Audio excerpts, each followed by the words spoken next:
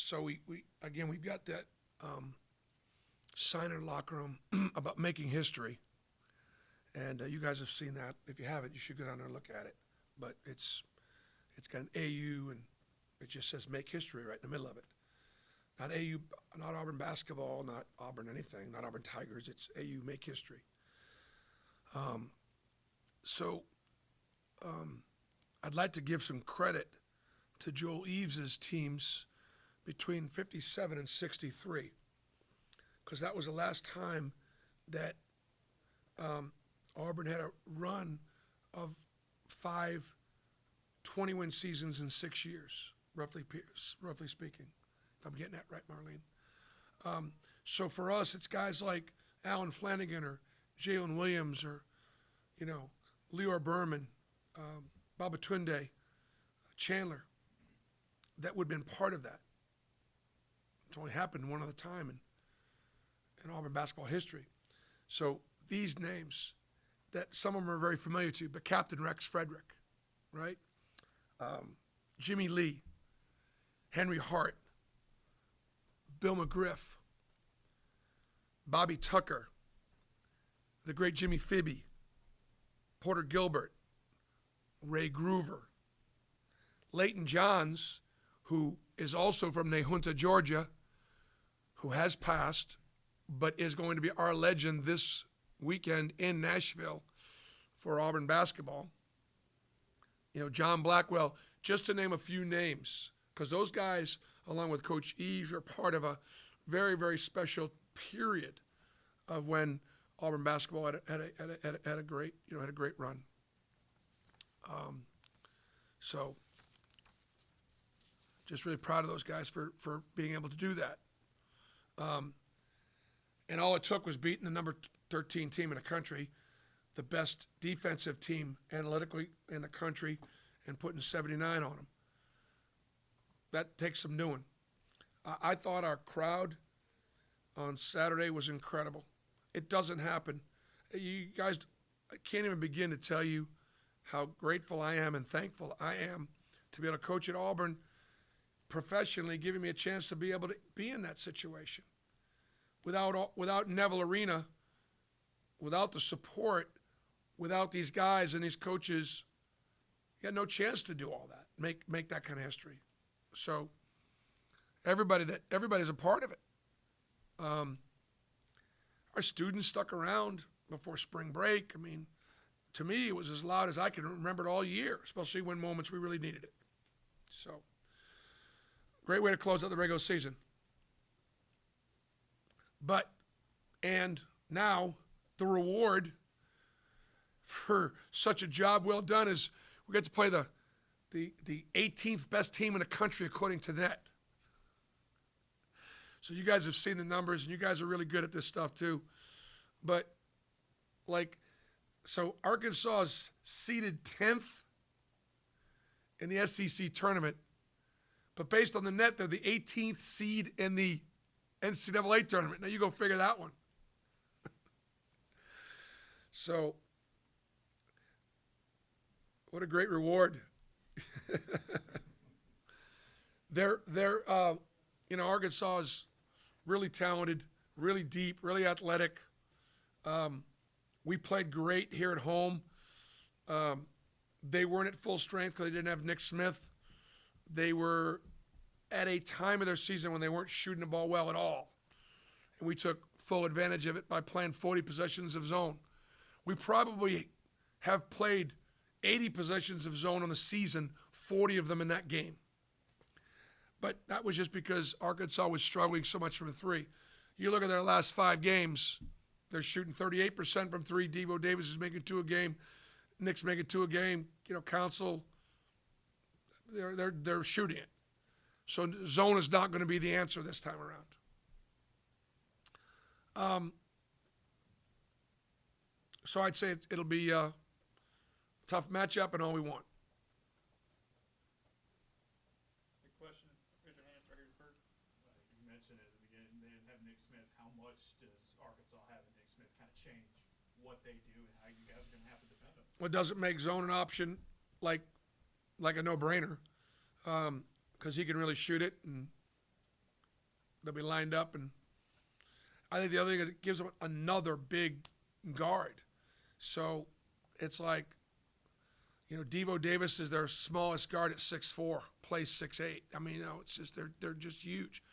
They're the 13th longest team in the country by length, and so again, hard matchup. If you could, if you're built like Kentucky, who beat them the last time around, Kentucky without Case and Wallace, who is 6'5", anyways, they just kind of built a wall. And the last three teams Arkansas has played, at Alabama, at Tennessee, and then Kentucky at home, most of those teams are pretty big, pretty long, and that's not how we're built. Still better from 2 than 3. Still great getting downhill. We sent them to the foul line 32 times in Auburn, in Neville. So we got to guard them without fouling them. Coach, I was talking to your players about trying not to look ahead, and they said maybe last year, going into the SEC tournament, that's maybe what happened. Is that a message? Kind of, I know it's a different scenario this time, to not look past and look ahead, or no, it's different this time? Well, I mean, I think last year we were one of the best teams in the country. So, I think maybe that could have been an option, but we're not. It's not the same. It's not the same circumstance. And I honestly don't think that we look past Texas A&M. They had come in playing really well. And the thing about Texas A&M, not only had they come in playing well, they got all the way to the finals and should have beaten Tennessee, and then they got to the finals of the NIT. Didn't they get to the finals or close to it? So I mean, they were really hot. So, I think they were good. I don't think. Statistically, like we had 22 games this year where the net said we were supposed to win. We won 19 of those games. The 3 games we lost were at Georgia, at Vanderbilt, and Memphis. You look at Vanderbilt and Georgia's record at home, Memphis is a pretty good team, and those are the only 3 times where we didn't do what the net said we were supposed to do. It's pretty remarkable. So I don't think this team, we've lost plenty of games, and we've not guarded, and we've not rebounded, and we've not gotten a good look at the end, but we've really not looked past anybody. So why would we start now? Speaking of speaking of games where you guys didn't do with the net, the guys are mentioning the Georgia game is one that kind of stuck out that they felt they probably should have gotten. They mentioned both the Alabama games leading by so much. What kind of games that you didn't win that really stick out when you go back and look? You're like, man, we really probably. Oh, I mean, certainly the Alabama games, the game at Tennessee, the game at Vandy. Georgia outplayed us, and they were really good at home this year. So, but I just think, look, I think the one we had to get was Tennessee. You get to a situation where you're at the end of your year. Let's just say we don't get the Tennessee game. We're in the bubble. We could be on the outside looking in. We don't have 20. There are a lot of boxes we don't get to check. And Tennessee had just come in and they had just beaten Arkansas pretty good. So it was a great win, and that's just a win that a lot of programs wouldn't have gotten. I guarantee I won't take that win for granted. It has nothing to do with me used to being at Tennessee. It was a back against the wall, everything on the line.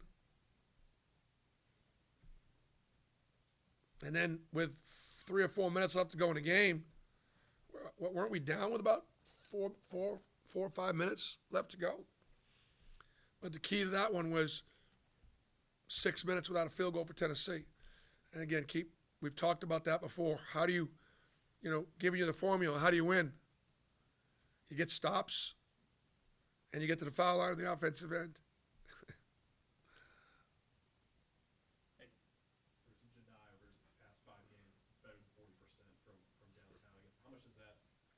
offense, and then I guess just how have you how have you kind of seen his shot come along over the course? The reason why I'm laughing is because he walked out as I was walking in. He reminded me that he was 40% from three. So, well, listen, I think it's a great example of allowing players to evolve and not pigeonholing them. I thought Janai could come in here, and because he was such a good 15-foot shooter, had a good stroke, I thought he would pretty quickly demonstrate the ability to shoot the ball. And if you look at Walker Kessler, Walker shot the ball a lot more from three than Janai. But Janai didn't feel either comfortable or ready, and I don't think he didn't think he had my permission, but he actually got a couple of them at Georgia, I think, too. That was where it maybe sort of started a little bit.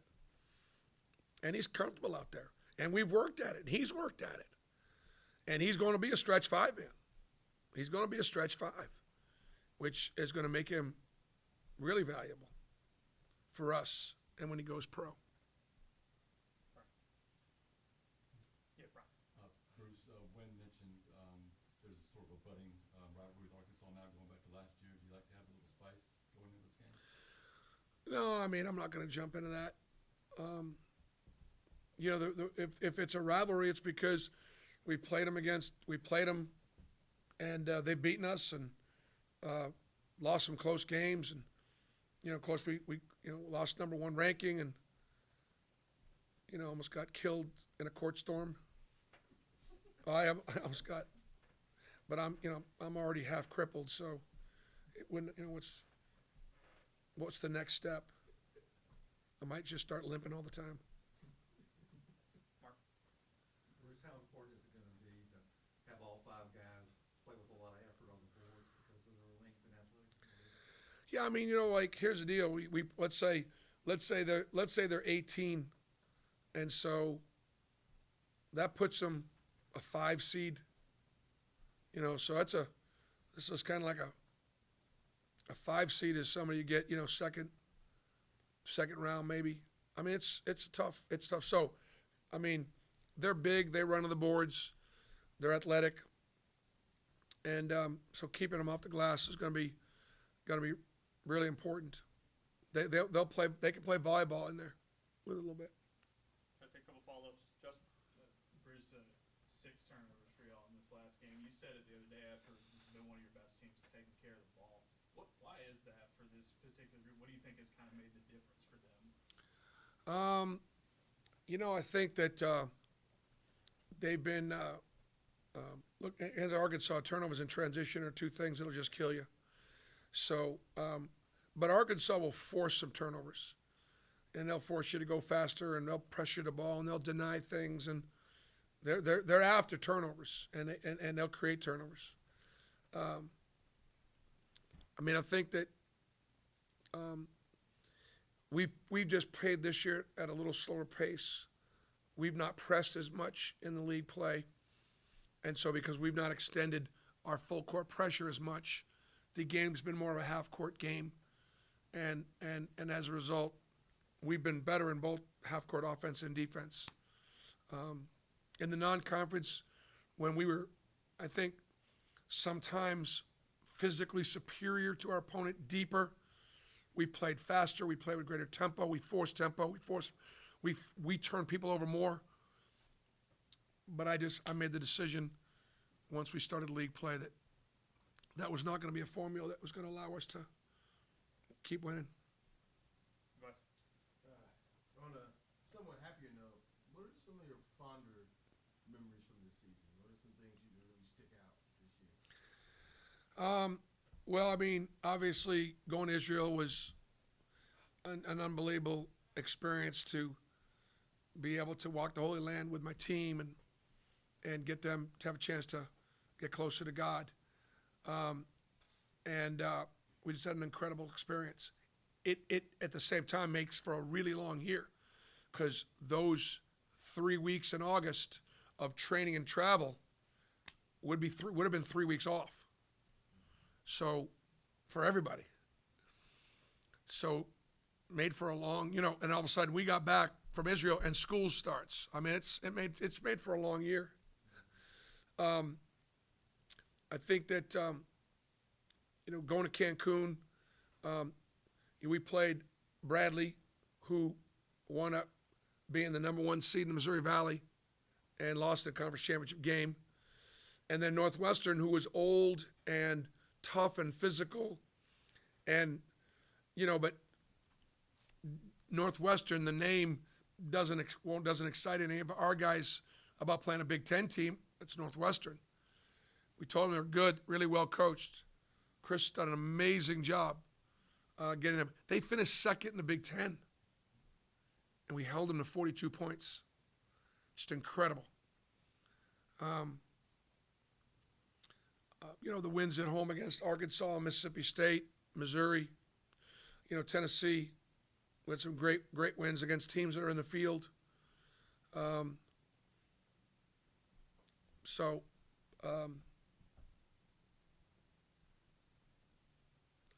We're once again, in position to be in position.